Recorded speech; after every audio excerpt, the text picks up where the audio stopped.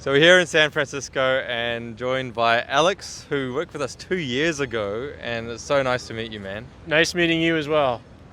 Alex has just kindly agreed to share some of his stories, so what happened after he finished working with us and his, little ups and downs that he had along the way, different diets that he tried. So I'm just going to hand over to you, man, and just going to get you to explain a little bit about what happened after you finished, how you felt after you worked with us, and then all the kind of ups and downs that happened.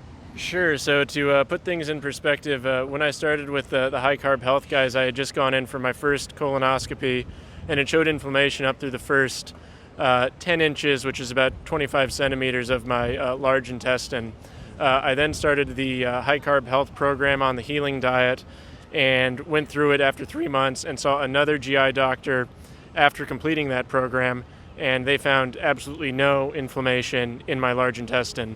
After that scope, I still wasn't feeling 100%, so there was various other things that I tried, ups and downs along the ways. Eventually, I tried the ketogenic diet, very rich in animal fats, very rich in leafy green vegetables, and I went in for a second scope after doing this, and it showed inflammation up through the first foot, 30 centimeters roughly, of my colon.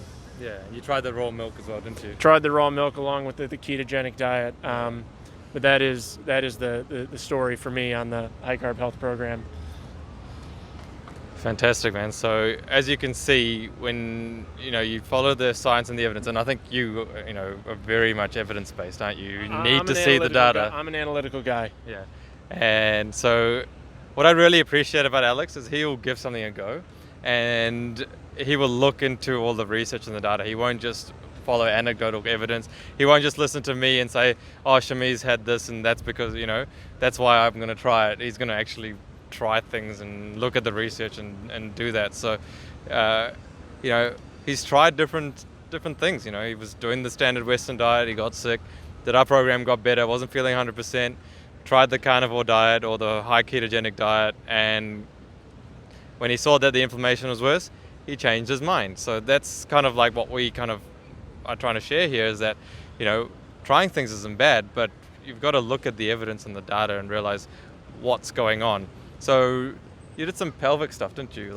I also did, in addition to switching back onto the high carb vegan diet, I also worked with a physical therapist out at the Mayo Clinic in Minnesota for a 2-week program where I was able to correct my pelvic floor dysfunction. Yeah. And that combined with the healing diet slash vegan diet was able to get me on a full road to recovery. And today I can eat anything, even meat, without issue, although I actively choose not to. Yeah.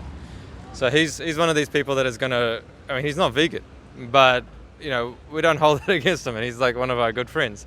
But he realizes that a diet that's a majority of whole plant foods is the best thing for your health, and I don't think there's any disagreement from that, is there? I completely agree with that assessment. Whole foods, fruits, vegetables, whole grains, that should be the foundation of any healthy diet. All right, so I guess that's it for today. I think we might hear from him again in the future on our channel, but thanks so much for sharing your story so far, man. I really appreciate it. Thank you. And it was a pleasure to meet you. Pleasure meeting you. And thanks for the dates. You're welcome.